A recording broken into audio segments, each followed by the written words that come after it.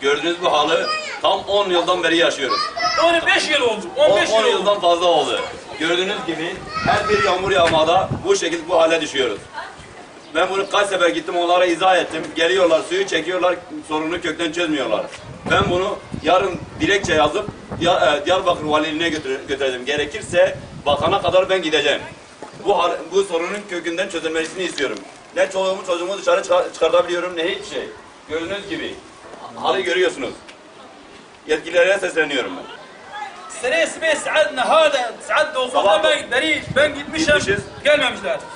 Bu Hadi kaçıncı gitmişiz. seferdir, bu 15 yıldır böyle devam ediyoruz biz. Bu haldeyiz, bu hareket yapıyorlar, bu hastalığı yapıyoruz. Pazartesi günü Diyarbakır Valiliğine gideceğiz.